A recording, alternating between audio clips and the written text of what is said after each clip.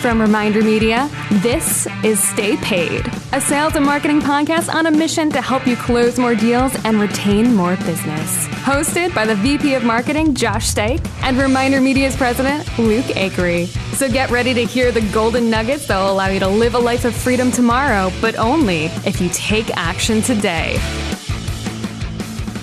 Ladies and gentlemen, I have an announcement to make. I don't know if you guys are following us on social media or you're following Luke. Yes. On Instagram, but you gotta. But you should be. You gotta follow Luke at Luke Acree. I'm gonna spell that in case you don't know. It's LUKERCREE.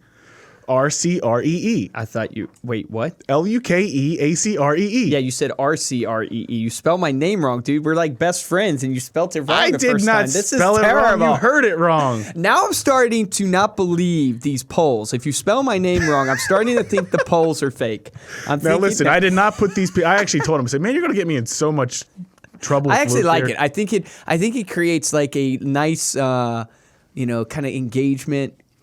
Community. Well, we put freaking jerks we put out a there poll that up didn't on vote Luke's for me. Instagram that said, "Vote for your favorite Stay Paid pals," because we are Stay Paid pals. And I lost on my own Instagram. How do you lose on your own Instagram? And I freaking really lost. It was like 71% to 29%. I'm with Ariel, our producer. Where were we? We were in the hotel. And we're literally about to get on the elevator. Did you vote for yourself? No, I didn't even vote for myself. You can't vote for your own poll? I don't know if you can vote for your own poll. But See, I had the advantage because I voted for myself. I didn't want to be biased. I didn't vote for myself. Here's the thing. I'm getting on the elevator with Ariel, and she's like, "Oh, I just voted for Josh." And I'm looking at her, I'm like, I'm about to buy you guys dinner, and you're voting for Josh. I can't win anything around here. I'm convinced it was everyone around here that voted just to troll, just to see your reaction. I'm a good sport. Sore loser. Good sport. Hey, speaking of sports, our guest today has a little bit to do with that. Yeah, we're going to get into that a little bit. But before we do, just a little bit of a teaser there. Before we get into it, I wanted to read this review from Alan ED11 from Apple Podcast. So he left a review for the podcast. I don't know if it's Alan or Alan Ed. I don't know. Alan ED11.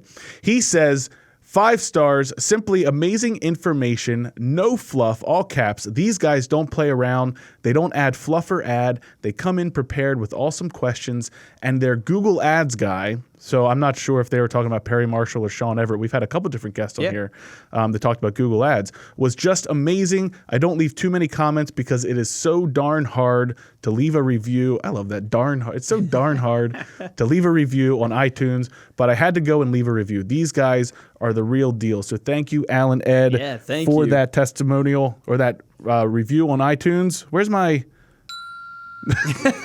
Dude, you need to get. I was so bad at this sound box. Yeah, seriously. No, but Alan, thank you, man. Yeah, there you go. That's money. Yeah, no, it's amazing. And if you guys, he mentioned it was hard to leave a review, so we actually have a video on how to leave a review. We'll include a link to that in the show notes of this podcast as well so that you can see that. But hey, today we have an amazing guest. His name is David Meltzer. You've had to heard of him. He is the CEO of Sports One Marketing and host of the entrepreneur podcast, The Playbook. He's a top 100 business coach, public speaker, and 3-time best-selling author who has been honored by Variety Magazine as Sports Humanitarian of the Year, and he's a recipient of the Ellis Island Medal of Honor. David, welcome to Stay Paid. Thank you so much for being here. What's going on? David, really appreciate you coming on the show. Excited to have you on. If you can just introduce yourself to the audience, maybe some of the people who don't know, who you are, just tell them a little bit about your story, how you got into what you did with your sports agency. And then I know you do some stuff, obviously I just saw a post with you and Gary Vee. So you're all over. It looks like you do some interviews and stuff like that. So share with the audience kind of who you are and about your journey. Yeah, just real quickly, if possible. I, grew up poor. Feel sorry for those people that didn't grow up poor because I can't teach you what I learned from being poor. And it's one of the most valuable lessons of my life. And my journey is about life lessons. I've had that perspective that life is about lessons and they'll keep on coming until you learn them. They'll result in pain until you learn them. So if you're having physical, mental, emotional, spiritual pain, you haven't learned your lesson yet. For me, the lesson I wanted to learn was to be rich. Only reason I wanted to be rich is the only time I wasn't happy. Even as a kid, 6 kids living in a 2-bedroom apartment in Akron, Ohio. Only time I wasn't happy was when I would catch my mom crying over financial stress. The car broke down. worried about how she was going to afford school or food or clothes. And so in my mind at 5 years old, when my dad left, I just said, I'm going to be rich, buy my mom a house and a car, and then I'll be happy all the time. Went on a journey to play professional football, got a scholarship and played football in college. Got ran over my very first play in college by Christian Okoye, the Nigerian Nightmare. Wow. That just reiterated what my mom always stressed was doctor, lawyer, or failure, which my siblings all acquiesced to. They all were great students, summa cum laude at all the Ivy League schools from Harvard, Penn, and Columbia. Wow. Yes, I did say the word Harvard. Everyone I've ever met that went to Harvard said they went to school in Boston or New England. There's actually... the school's called Harvard, and you can tell people you went there. It's really not that great anyway. Moreover, it can't be that great if they have me teaching there. Anyway. But I immediately wanted to be a doctor, realized like every 18-year-old in another lesson my brother taught me was to be more interested than interesting. I actually thought I could be a sports doctor without ever being in a hospital because I hated hospitals.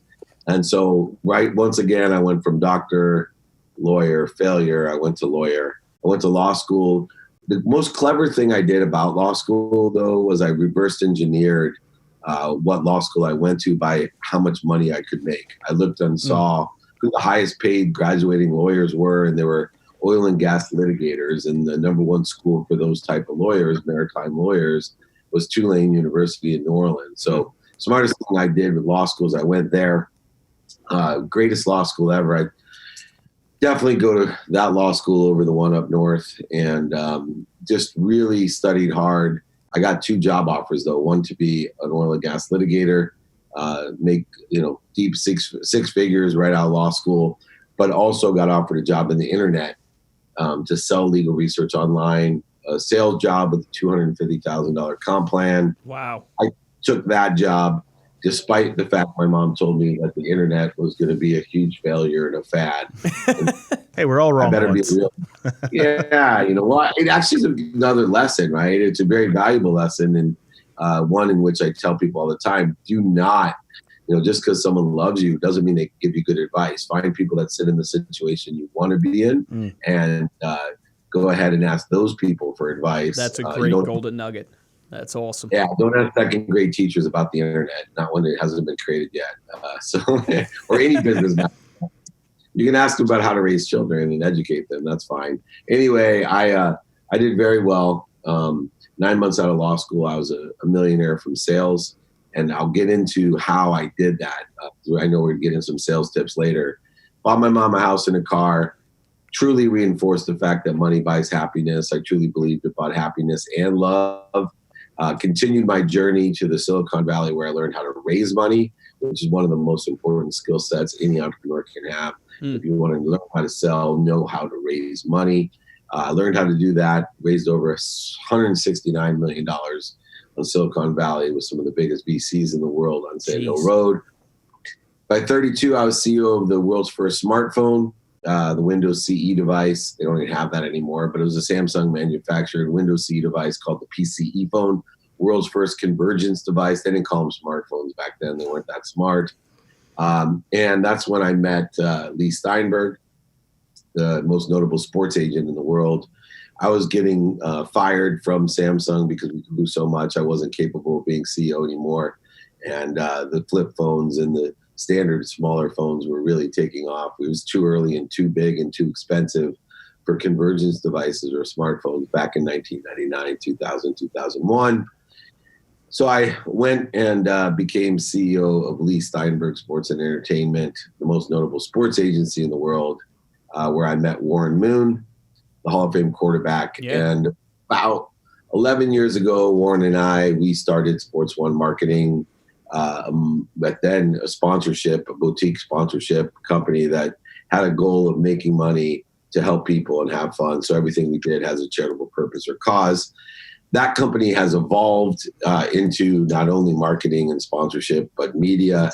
The last 3 years, I've learned through our dear friend Gary Vee how to build my own brand to be the most popular middle-aged man on the internet. Is that the brand? The most popular middle-aged man. Oh, and he's flexing, guys. So you got to check out the YouTube. I'm not even, I should say, I'm the most popular uncool middle-aged man. That's so great. Yeah, I started wearing cool clothes. That's what Gary said. He goes, I see what you're trying to do there, man. You started to dress cool at least. Anyway, so I really took lessons and took on mentorship, which is a lesson that I've learned through my career, to find the people that sit in the situation that you want to be in. I offered a value and service to Gary when I met him. They were starting a sports agency, him and his brother AJ. So I had some leverage at least to give help, and then traded my help for his help. And I'm still receiving great pieces of advice from him and making them my own and applying them where appropriate. But through that media and marketing, building my brand, I came up with my life mission. So whether it's through my podcast, The Playbook, or the TV show Elevator Pitch, or the other TV show, World's Greatest Motivators that I do, or the movie Beyond the Secret, or all the other speaking and I think 4 books, bestsellers, all the different business coaching I do around the world, it's all for one purpose. And it's truly a very simple purpose. I'm looking to empower 1,000 people, to impact 1,000 people, to impact 1,000 people, to be happy. 1,000 times 1,000 is a million times 1,000 is a billion. My life mission is to have extreme impact on this earth by creating a collective consciousness of teaching people how to be happy. I truly believe that people are happy, they're more productive, more accessible, more gracious, and the whole world will change in its abundance. There'll be more than enough of everything for everyone. And ironically, the same way that I made my first $1 million will be the same way that I impact over 1 billion people. So I want to dive into kind of the, I guess, tips and almost like I call them structures of how you made your first $1 million. But I want to touch on a point and get your thoughts on this idea of abundance versus scarcity, because I hear this all the time and you see it in people, and it's just like fear prevents them from moving forward, and they have such a mindset of fear. And I'm curious, because you've impacted so many people, like, what's your take on this idea of abundance, and how do you practice that in your life? Yeah, that's a great question. So, there's 3 worlds in the spectrum of scarcity and abundance. The first is the world of not enough. It's the most scarce world of all. And whether you have anything or $40 million at, home in Newport Beach, I have friends that always live in the world of not enough. And in that world of not enough, there's never enough of anything for anyone. Hyper competitive, full of fear, anxiety, the need to be right, offended, separate, inferior, superior, anxious, frustrated, angry, resentful. All those great feelings of the ego-based consciousness exist in the world of not enough. Then there's a more optimistic world that most people live in, and that's the world of just enough. And it's a world that still blends scarcity with abundance.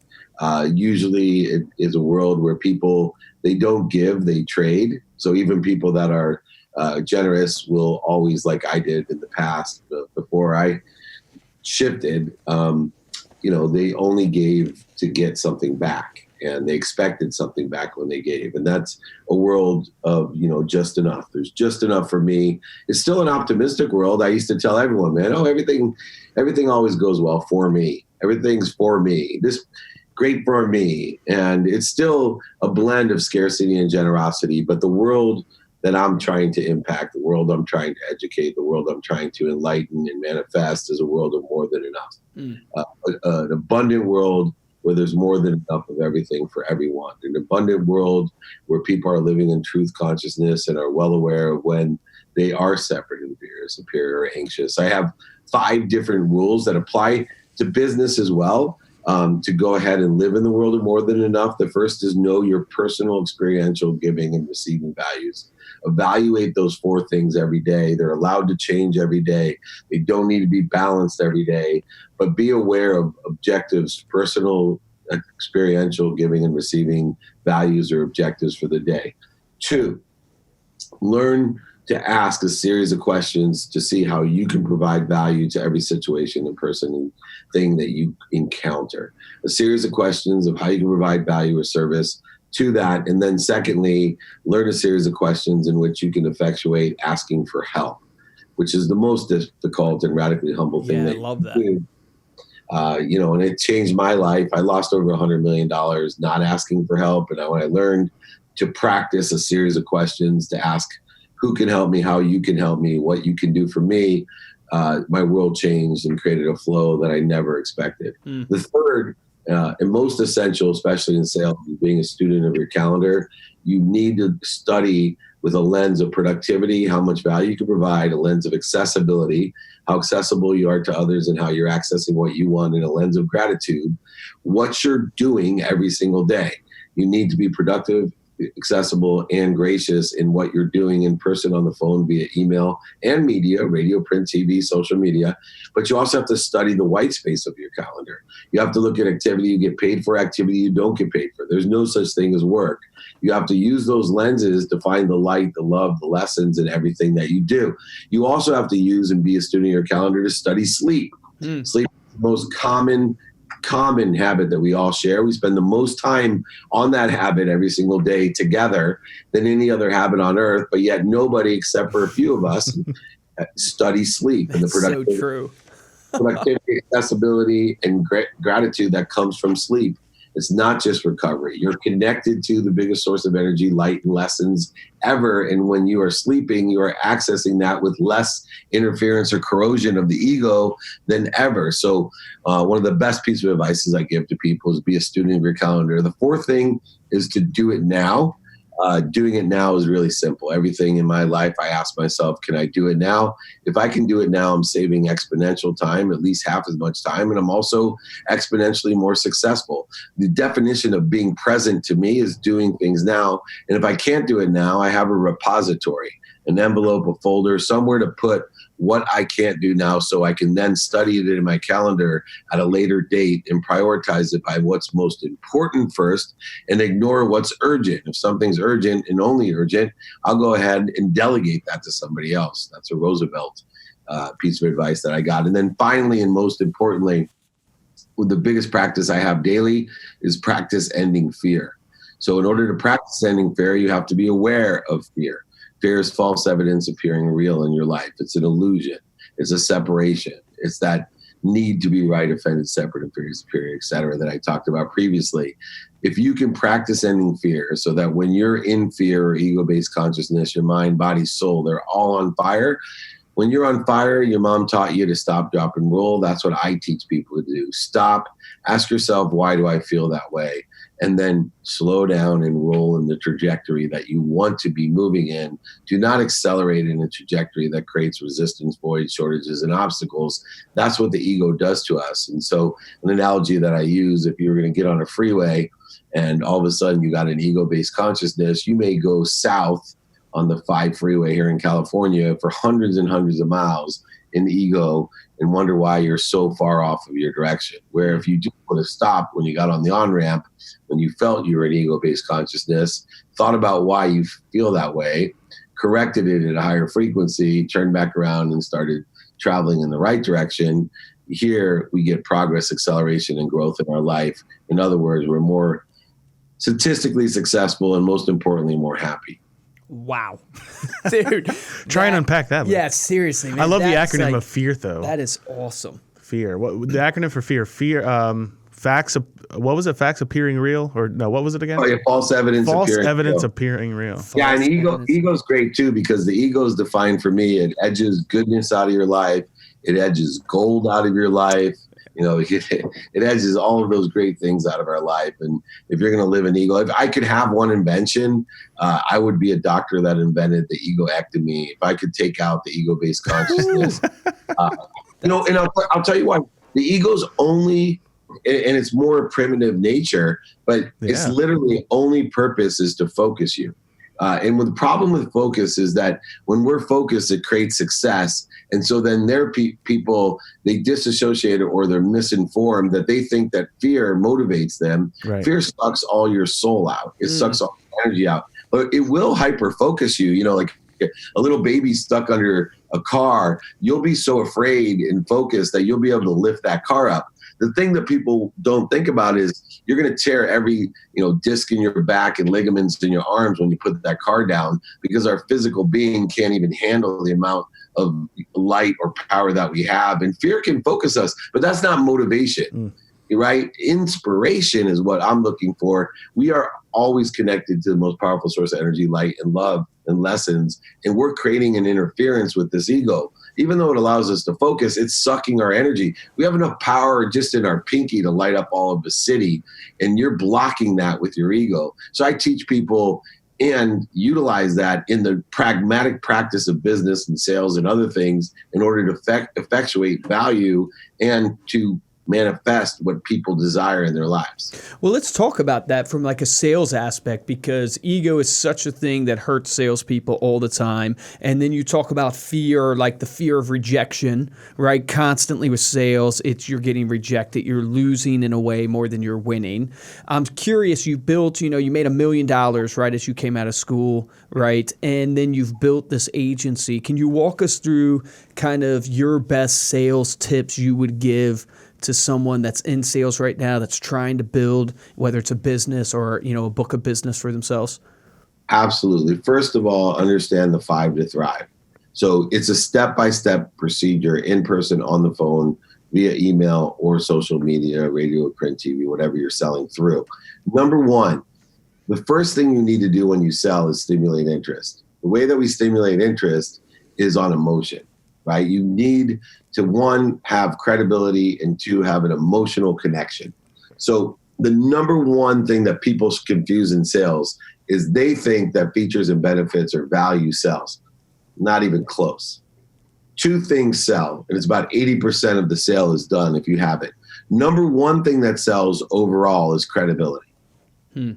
That's why the truth consciousness is so important, because nothing will discredit you more than you being caught in overselling, back-end selling, manipulating, or lying to somebody, right? Everything, once somebody thinks you're an overseller, back-end seller, manipulator, or liar, it doesn't matter what you say next, you can't sell. Right? Because they're looking for the overselling, back-end seller. Yeah, it's so true. But if somebody's 100% credible, if I was 100% credible, which nobody really is usually, but if I'm 100% credible, I could literally tell you, hey, Luke, send me $1 million. I'll make it into 2 million by the end of the week. And I do it. Oh, Dave's 100% credible. What's the Swift number, brother? Right? Yep.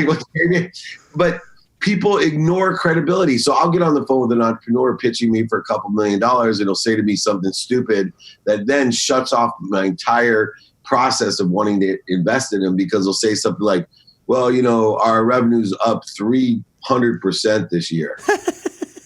And you're like, first of all, if you had any money made, you'd be telling me how much money you made, not the percentage.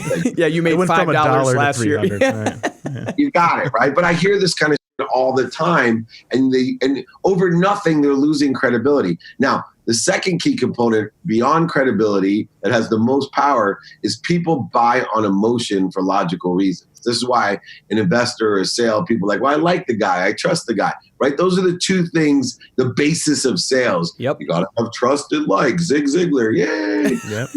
What is he saying? He's saying be credible and learn to emotionally attach to someone. People buy on emotion for logical reasons, right? When I bought my Porsche, I literally, right? I mean, not only did it tell all the girls what my true anatomy was, but the real reason was, right, I had an emotional attachment to that sucker. But I told my wife the great investment that Porsche was, right? Logical reasons backing up an emotional decision. Right. And, just not really happening. But so you stimulate interest utilizing credibility and emotional attachment. Then you transition that interest with some sort of collateral or statements that give you the reasons, right? The quantitative reasons why you would want to do X. So number 1, stimulate interest through credibility and emotional attachment. 2, transition interest through the reasons, quantifiable reasons why you would want to do it. And then you share a vision.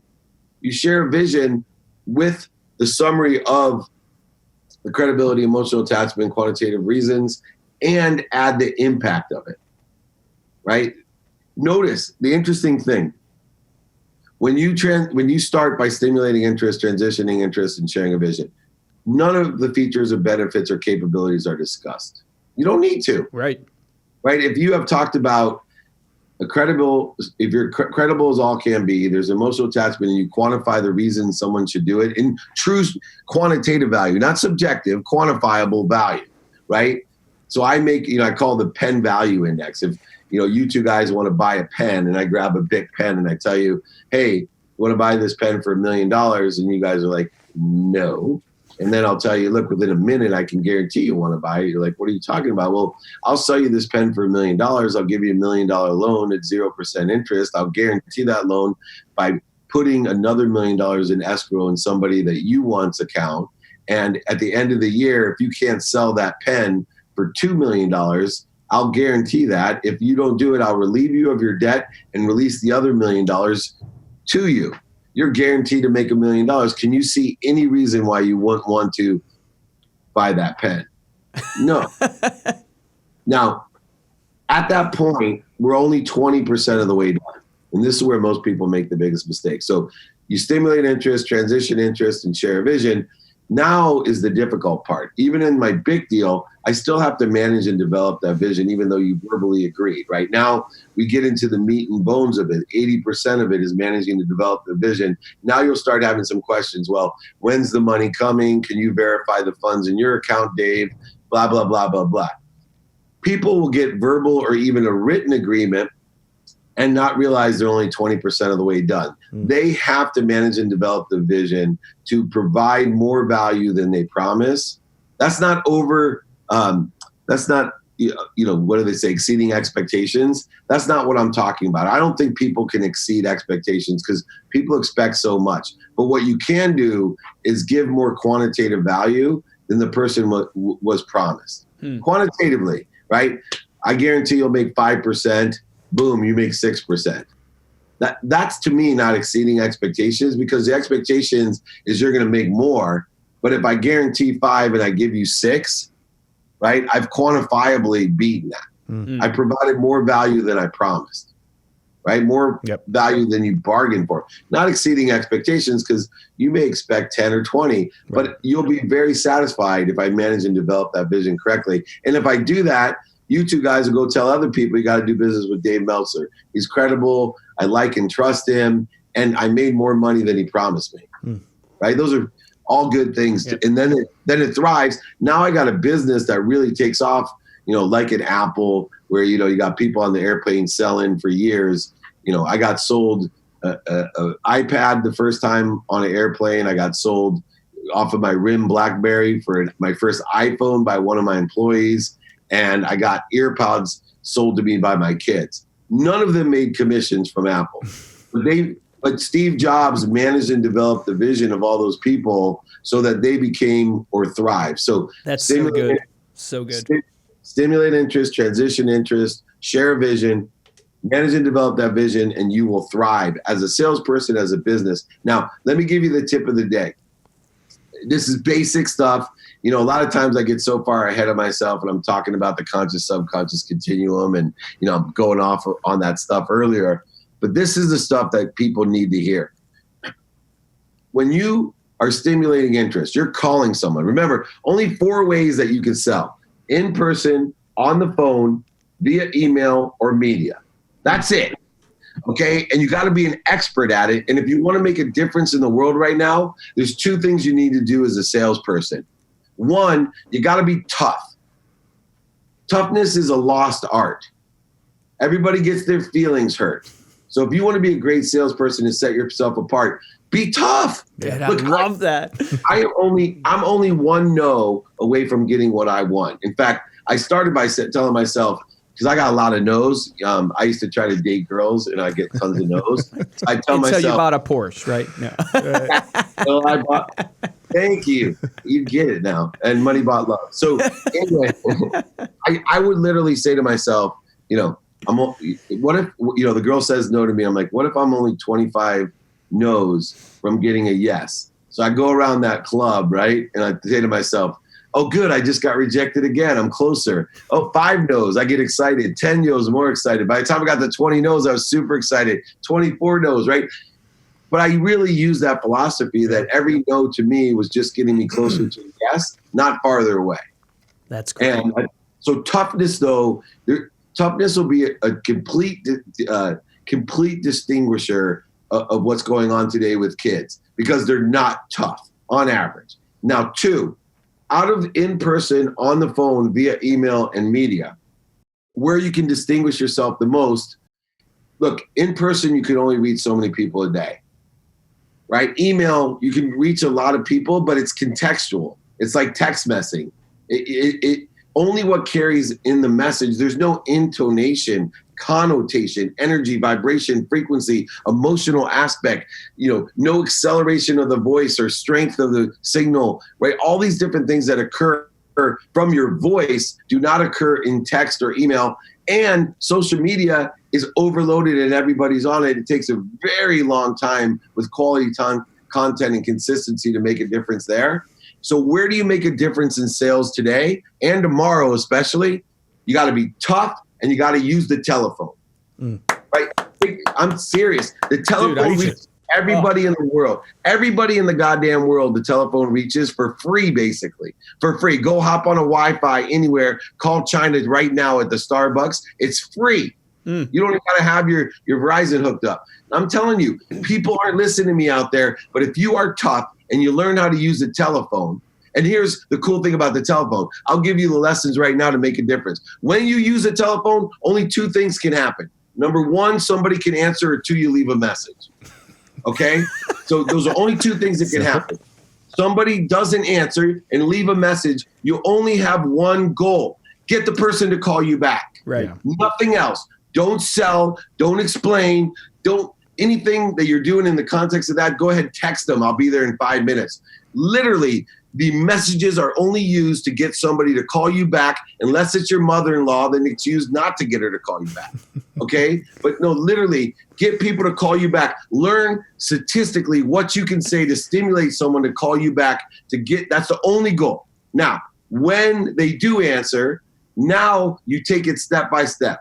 First goal, to stimulate interest.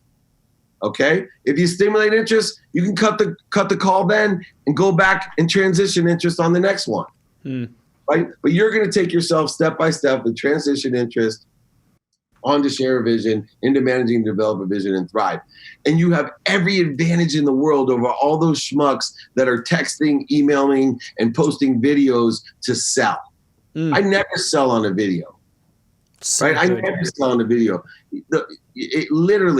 It is all about toughness in the telephone these days. And 10 years from now, it'll be more about toughness in the telephone than ever.